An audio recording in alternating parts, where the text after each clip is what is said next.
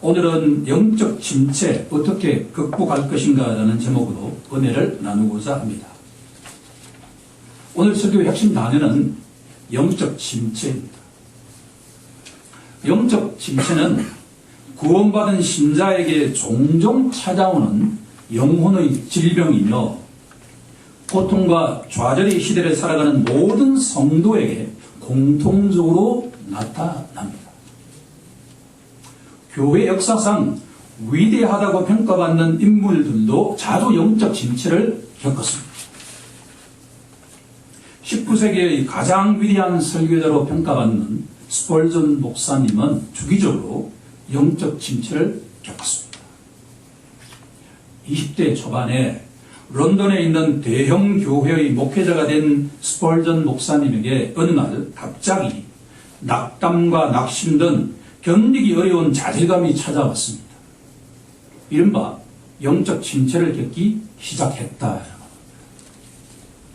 낙심이라고 하는 단어는 마음이 떨어진다는 의미이고 낙담이라고 하는 단어는 간이 떨어진다는 의미를 갖고 있습니다.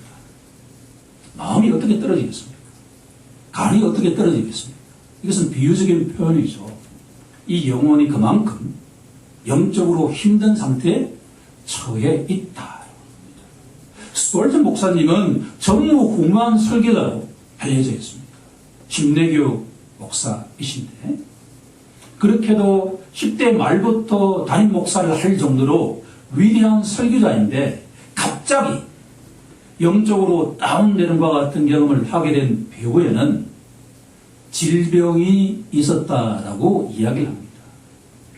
스펄전 목사님 가정은 목회자 집안인데 할아버지 때부터 목사로서 하나님을 섬겼는데 그 집에는 통풍이라고 하는 유전적인 질환이 있었습니다.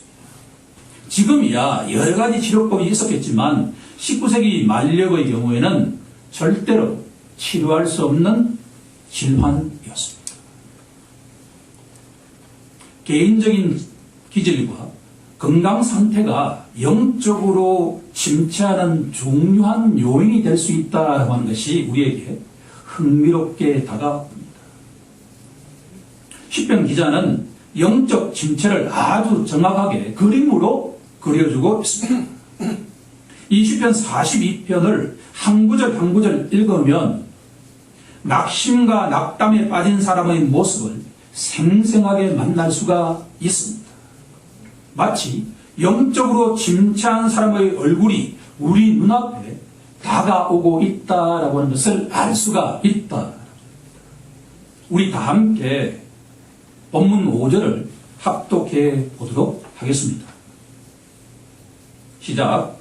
내 영혼아 내가 어찌하여 낙심하며 어찌하여 내 속에서 불안해하는가. 너는 하나님께 소망을 두라. 그가 나타나 도우심으로 말미암아 내가 여전히 찬송하리로다. 아멘. 11절을 보시면 5절과 거의 같은 구절이 반복되고 있습니다. 따라서 우리 성경에는 5절과 11절을 거의 구분할 수가 없습니다. 그런데 영어 성경 킹 제임스 버전은 두 구절에 차이점이 있다라고 하는 것을 알려주고 있습니다. 5절에서 마지막 부분에 그가 나타나 도우심으로 말미암아라고 하는 구절을 킹 제임스 버전은 그분의 얼굴의 도우심으로 말미암아라고 되어 있고 11절에서는 우리 성경에는 동일하게 그가 나타나 도우심으로 말미암아라고 되어 있지만 킹 제임스 버전에는 내 얼굴의 건강이시오라고 되어 있습니다.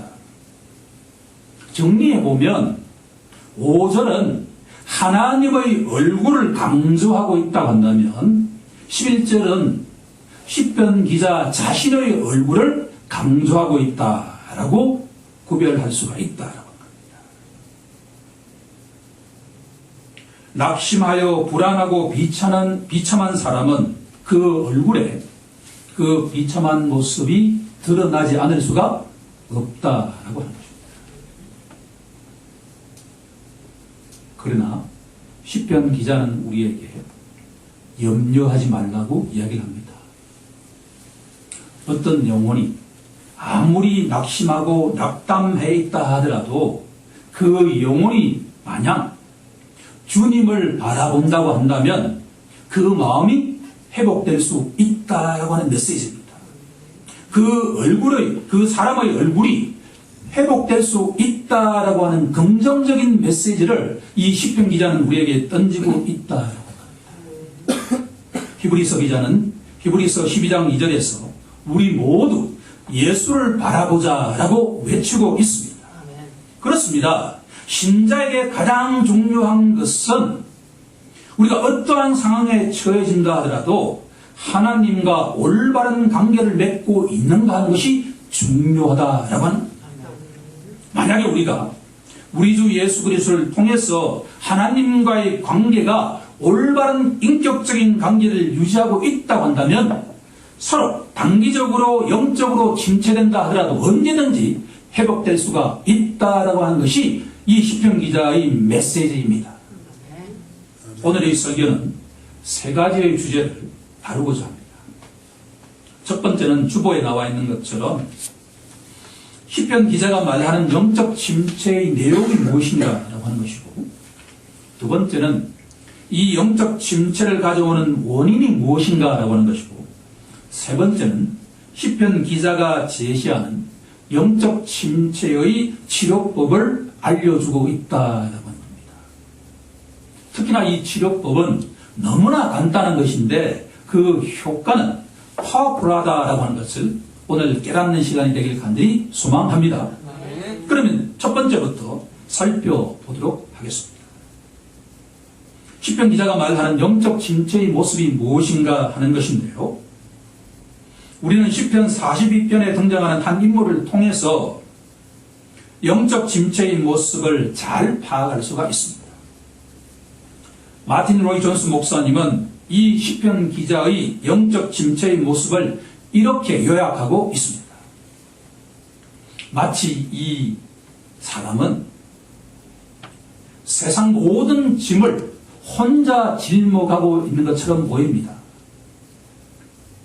그만큼 짓눌려 있고 슬퍼하고 있으며 근심하고 있고 당혹해하고 있습니다. 그는 눈물이 계속 흘러내리고 있습니다. 본문 3절에 보면 내 눈물이 주야로 내 음식이 되었도다 라고 고백하고 있기 때문입니다. 그가 이처럼 눈물을 흘리며 우는 것은 냉당혹함과 두려움 때문입니다. 자기 자신을 생각하고 자신에게 닥친 일을 생각하니 걱정이 밀려오기 때문입니다. 자신을 공격하는 원수들, 자신과 하나님에 대해서 수군거리는 원수들을 생각하니 감정을 주체할 수가 없게 되었기 때문입니다. 모든 상황이 자신을 짓누르고 있습니다. 내 눈물이 주야로 내 음식이 되었도다. 이것은 우리가 잘 알고 있는 경험입니다. 근심과 걱정이 너무나도 심하면 먹고 싶은 마음이 달아나기 때문입니다. 만약 우리가 영적 침체에 대해서 그 모습에 대해서 동의한다면 왜 이런 영적 침체를 겪게 되는가에 대한 원인을 살펴보는 것이 중요할 것입니다. 저는 오늘 5가지의 원인을 이야기해 보고자 합니다. 아주 유용합니다. 첫째로 꼽을 수 있는 원인은 기질입니다. 여기서 우리가 우선적으로 짚어야 할 것은 구원에 있어서 사람의 기질은 아무 문제가 되지 않는다라고 하는 겁니다. 사람이 어떠한 기질을 갖고 있든 어떠한 지역의 출신이든 간에 구원은 동일한 방법으로 이루어진다라고 하는 겁니다. 하나님께서 우리 주와 구세주 대신 예수 그리스도를 이 땅에 보내시어 우리의 죄와 허물을 위해서 십자가에서 대신 값을 치르셨다는 것을 믿을 때 그 누구라도 구원을 받을 수 있다라고 하는 것입니다. 따라서 인간의 기질은 구원에 아무런 영향을 미치지 못한다라고 하는 것을 공감해야 할 것입니다. 그런데 사람의 기질은 신앙생활에 해 나가는 데 있어서 커다란 영향을 미친다라고 하는 겁니다. 특히나 영적 침체에 취약하는 기질이 있다라고 하는 겁니다. 인간은 두 부류로 나눌 수가 있습니다. 내향적인 사람과 외향적인 사람이 있습니다. 내향적인 사람은 자기 자신을 들여다보는 사람이라고 한다면, 외향적인 사람은 항상 자기 밖을 바라보는 사람의 유형에 속합니다.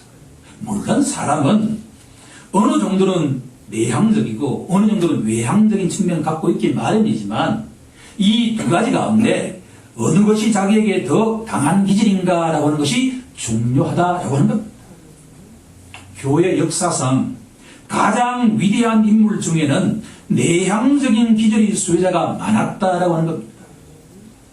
대표적으로 보면 구약의 예레미야 선지자가 그랬고, 구약과 신약을 이어주는 침례자 요한이 그랬고, 신약을 대표하는 사도 바울이 그랬고, 종교 개혁을 일으킨 마르틴 루터가 그랬습니다.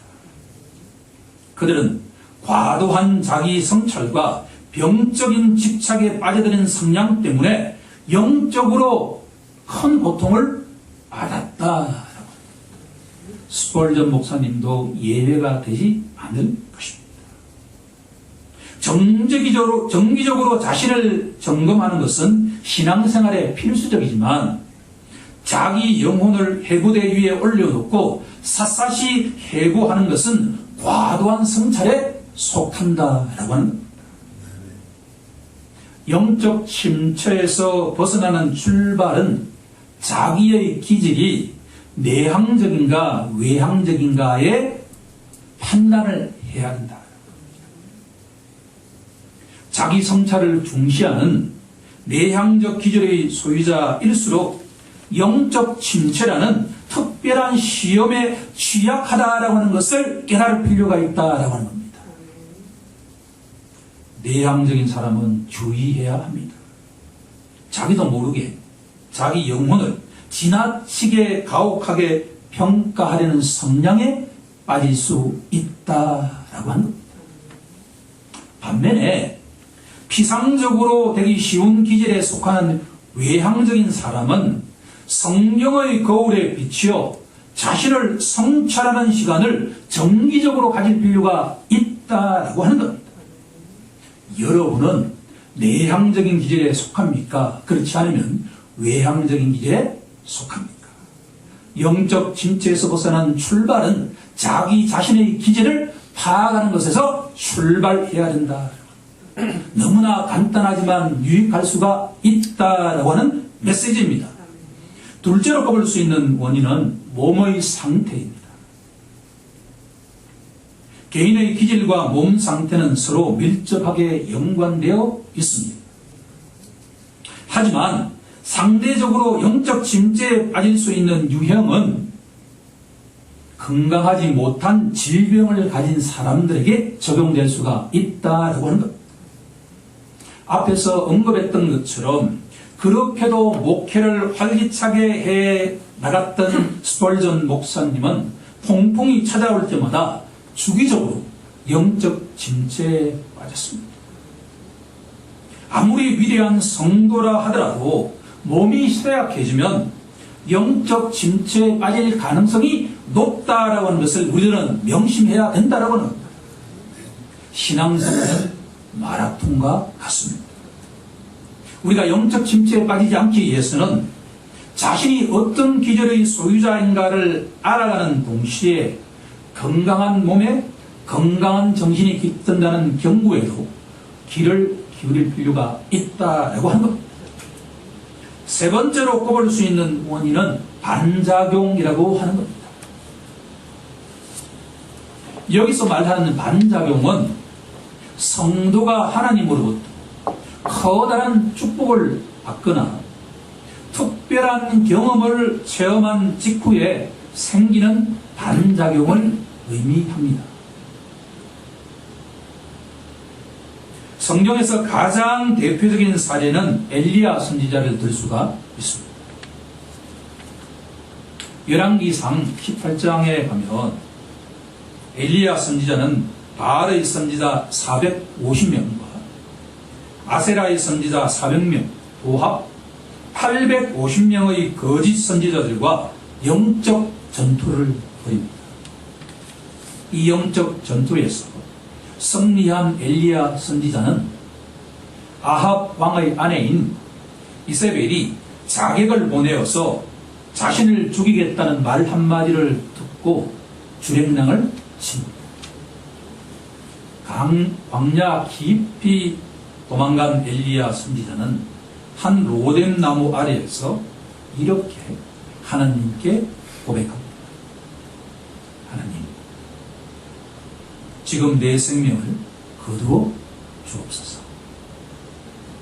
아니, 850명 대 1 그 영적 전투에서 완전하게 승리했던 이 엘리야 선지자가 왕비의 그 말 한마디에 완전하게 영적으로 침체할 수 있다라고 하는 것을 우리들은 기억할 필요가 있다라고 하는 겁니다. 엘리야 선지자의 이야기는 성도가 하나님의 커다란 축복을 받으면 받을수록 깨어 기도하라라고 하는 주님의 말씀에 귀를 기울여야만 한다라고 하는 겁니다. 주님의 축복을 많이 받는 그때야말로 신자는 깨어 기도할 때라고 하는 겁니다. 신자는 어떤 상황에서도 경계심을 늦추어서는 영적으로 침체될 수 있다라고 하는 것을 우리는 명심하고 또 명심해야 된다라고 하는 겁니다. 네 번째로 꼽을 수 있는 원인은 마귀의 존재입니다. 영적 침체의 핵심 요인을 꼽으라면 우리 영혼의 원수 마귀의 존재를 지적하지 않을 수가 없습니다. 마귀는 우리의 기제를 활용하고 우리의 건강 상태도 정확하게 알고 있기 때문입니다. 마귀가 영적 침체를 일으킬 수 있는 방법은 우리가 셀 수 없을 정도로 많이 있다고 보아야 할 것입니다. 사도 베드로는 베드로후서 5장 8절에서 이렇게 경고하고 있습니다. 근신하라 깨어라. 너희 대적 마귀가 우는 사자같이 두루다니며 삼킬 자를 찾나니. 우리 영혼의 원수이자 하나님의 원수인 마귀의 전략은 예수 믿는 신자를 영적으로 침체시킴으로써 세상 사람들의 눈에 예수 믿는 자에 대한 이미지를 나쁘게 조장하는 데 있다라고 합니다. 만약에 예수 믿는 자가 자주 비참한 모습을 보인다고 한다면 세상 사람들은 예수 믿어봐야 별 것이 없다라고 생각할 것이기 때문입니다. 마귀가 노리는 것은 이것이다라고 하는 것을 우리들은 기억해야만 한다라고. 신자가 영적으로 침체되면 침체될수록 세상의 소금과 빛이라는 고유한 사명을 잘 감당하기 어렵다라고 하는데 있기 때문입니다. 마지막 다섯째로 꼽을 수 있는 원인은 불신앙입니다. 신자가 영적으로 침체를 겪는 것은 하나님의 말씀이 아닌 마귀의 말에 귀를 기울이는 불신앙 때문에 발생합니다. 시편 기자는 우리에게 다음과 같이 말하고 있습니다. 너는 하나님께 소망을 두라 라고 말합니다. 신자는 그 누구라도 상황이 어려워지면 하나님의 말씀보다 자신의 경험에 의지하려는 경향이 있습니다. 다시 말하면 세상 일에 함몰된다거나 세상 논리와 철학에 깊이 빠지면 빠질수록 자신도 모르게 하나님이라고 하는 존재를 무시한 채 자신의 이성과 자신의 경험을 통해서 판단을 하고 의사결정을 하게 마련이다라고 하는 것.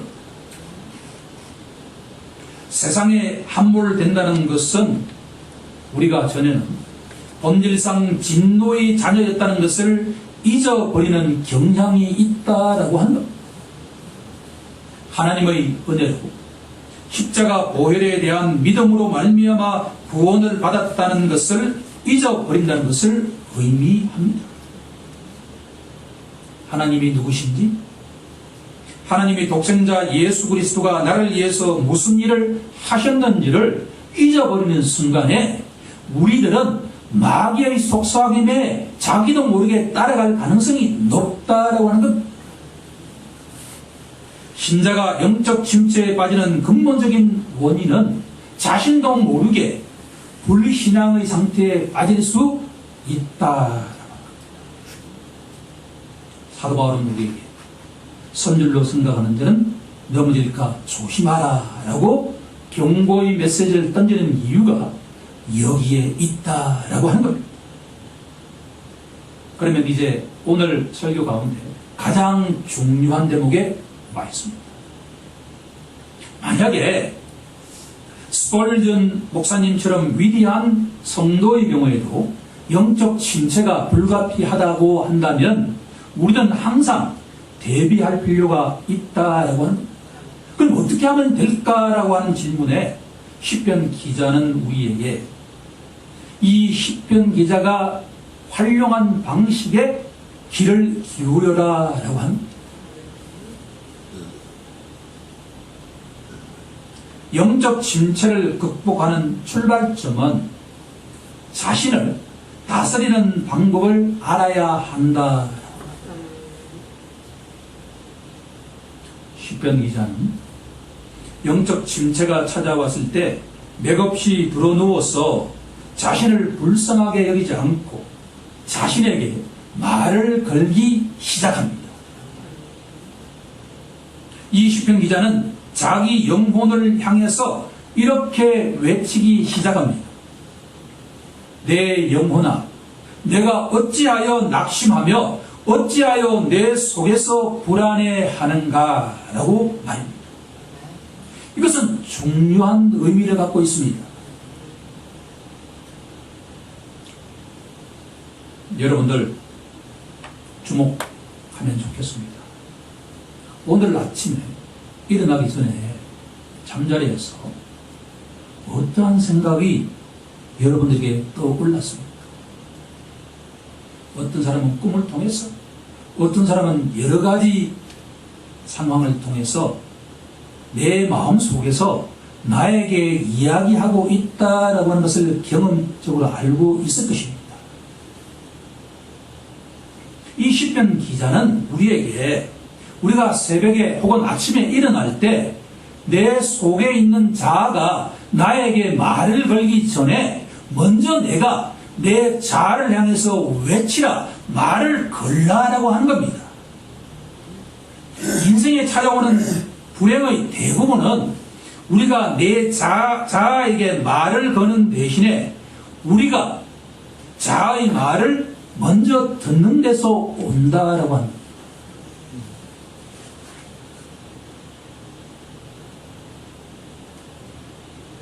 아침에 눈을 뜰 때 누군가가 먼저 나에게 말을 걸어온다라고 하는 것이 성경이 우리에게 던지는 이야기입니다. 그 누군가가 누구일까요? 바로 내 속에 있는 내 자아입니다. 내 자아는 항상 일어나기 전에 나에게 이런저런 생각을 떠올리게 합니다. 시편 기자의 대처법은 의외로 심플합니다. 내 자아가 말을 걸도록 방치하지 말고 내 자신이 먼저 자아를 향해서 말을 걸라라고 하는 겁니다. 외치라라고 하는 겁니다. 예컨대 꿈을 통해서 내 자아가 나에게 이야기를 합니다. 오늘은 좀 조심하는 게 좋을 것 같아. 오늘은 뭔가 좋은 일이 일어날 것 같아. 오늘은 뭔가 나쁜 일이 일어날 것 같아.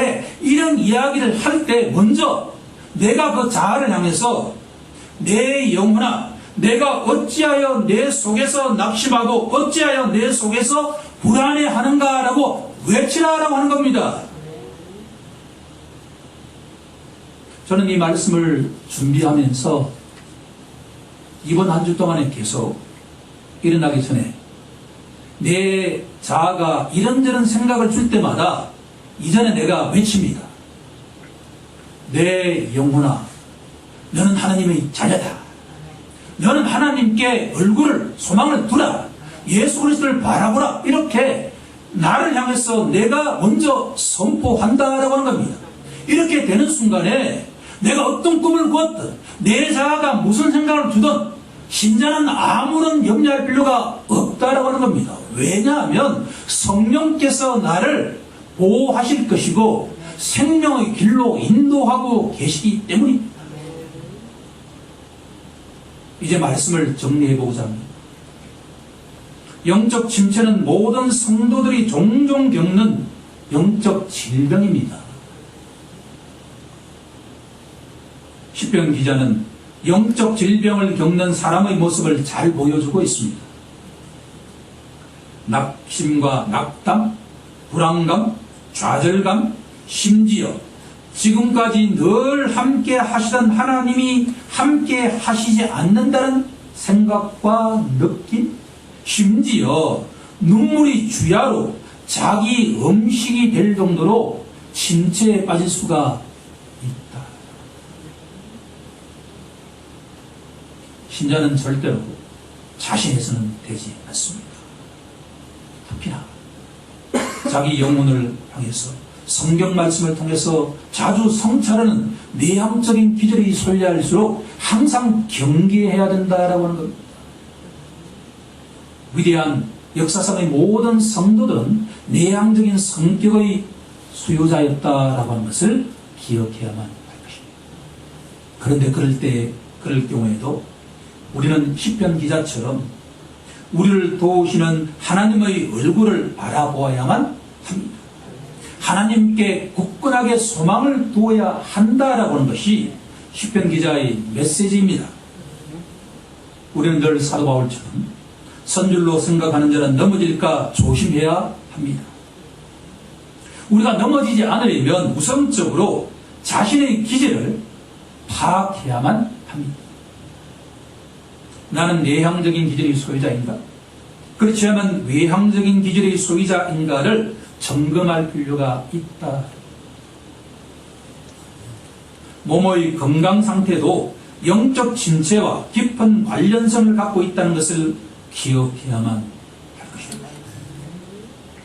현대의학은 너무나 발달되어 있기 때문에 우리가 주님 부르시는 그날까지 이 땅 위에서 활기찬 신앙생활을 하기 위해서는 육신적으로도 건강해야 된다라고 하는 것을 우리는 항상 명심해야 될 것입니다. 하나님의 큰 축복을 받은 직후에 반작용이 있을 수 있다라고 하는 것도 우리들은 기억해야만 할 것입니다. 하나님의 큰 축복이 날마다 우리 모든 성도들에게 임하길 간절히 소망합니다. 하지만 우리에게 반작용이 있을 수 있다라고 하는 것도 기억해야만 할 것입니다. 마귀는 늘 우리를 주시하고 있습니다. 사람은 일정한 시간을 자지 않으면 건강한 신앙생활과 건강한 삶도 불가능합니다. 그런데 사탄마귀는 절대로 잠도 자지 않고 신자들을 넘어뜨리기 위해서 노려보고 있다라는 것을 기억해야만 할 것입니다. 영적 침체를 초래하는 결정적인 요인은 다른 어떤 것보다도 우리의 불신앙에 있다라고 하는 것을 기억해야만 할 것입니다. 마귀의 목적은 우리가 불신앙 상태로 유도해서 영적 침체에 빠지게 한다는 것에 있습니다. 영적 침체는 하나님과의 관계에 틈이 생길 때 발생할 수가 있습니다. 예수 그리스도에 대한 믿음이 굳건할 때 마귀가 할 수 있는 것은 거의 없다라고 하는 것을 기억해야만 할 것입니다. 하나님은 선하시고 인자하시고 영원하신 분이라는 것을 기억하고 하나님이 우리 인생에게 행하신 기적을 날마다 기억하고 묵상하길 간절히 소망합니다. 우리가 날마다 성경 말씀을 붙들고 기도해야 하는 이유도 여기에 있습니다. 시편 기자가 제시하는 영적 침체의 치료법은 간단하면서도 효과가 큽니다. 자아의 말을 그대로 듣지 말고 먼저 자아의 말을 걸어야 한다는 것 꼭 기억하길 간절히 소망합니다. 우리 모두 시편 기자처럼 매일 아침 일찍 일어나 자기 자아에게 격려하고 책망함으로써 우리 모두 세상의 소금이 되고 빛이 될 수 있는 그와 같은 화목자가 되길 우리 주 예수 그리스도의 이름으로 간절히 축원하옵나이다. 아멘.